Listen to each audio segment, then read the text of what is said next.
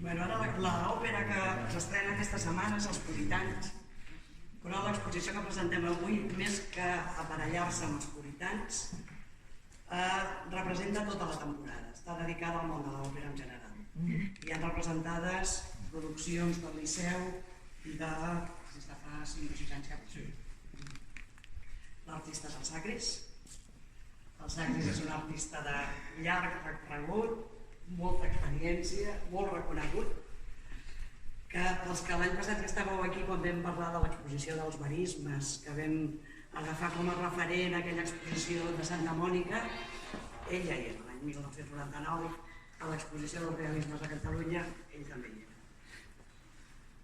El Sacris és un pintor dedicat al seu tema principal és la figura humana, sempre és el que més m'ha interessat, l'expressió de la figura humana. I perquè la vida és com és, ens hem de buscar una estabilitat i sempre he buscat alguna altra feina que li doni la llibertat de poder seguir pintant i un horari per poder seguir pintant. Això el va fer entrar en el món del teatre, de la producció teatral, fa més de 20 anys. I ara ja en fa 16 que treballa aquí a Trezzo del Liceu.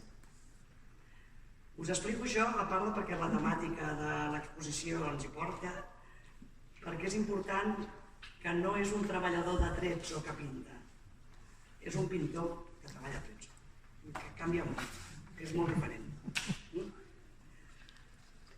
Per l'exposició, després us diria que llegíssiu aquest tros que està sobre vermell, que és la presentació que ha escrit el Sacris, perquè s'entén molt bé el que és un assaig. El que és un assaig i el paper que juga ell i els seus companys. Un assaig té moltes estones de pausa, d'avorriment, de guiatud, que ell aprofita a treure la llibreta que sempre porta a la butxaca i anar prenent apunts. Des de molts punts de vista, perquè a més veureu que a cada quadre hi ha una cartel·la que explica on estava ell i on està el tema del d'aquesta fadera per anar prenent apunts i no omplint llibretes i no omplint caixes de llibretes. Jo em sembla, amb els mesos que fa que ens hem parlat, jo crec que al principi que el Sacris treballava al Liceu. Venia al Liceu a treballar, prenia els apunts, plegava, es posava la llibreta a la butxaca, anava a l'estudi i feia els seus quadres. De les seves dones, quadres expressionistes durs, però un dia les muses, la casualitat, els astres, aquestes llibretes dicen «Ei, què estoy aquí? Píntame, píntame!»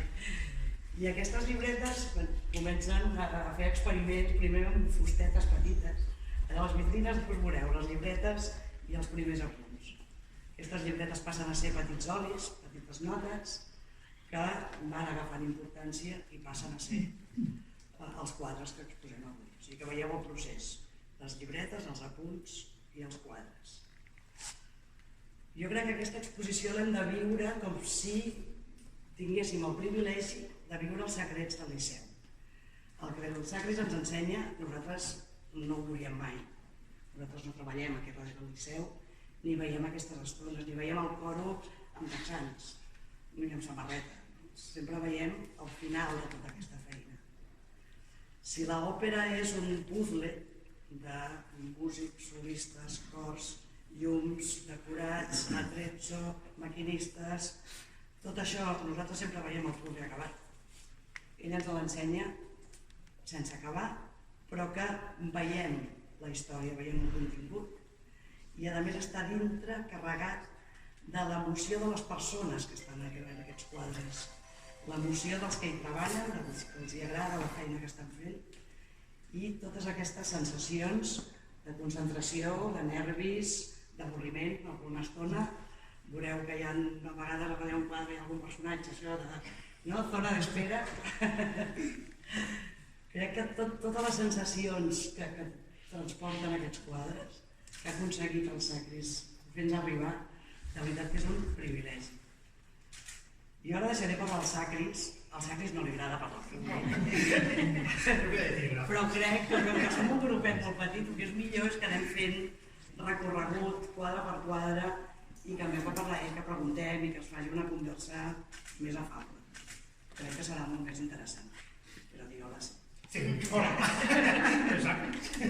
Y nada, quería dar gracias al liceo por la oportunidad de exponer la obra y nada, a disfrutarla, oye. Ya lo he explicado todo.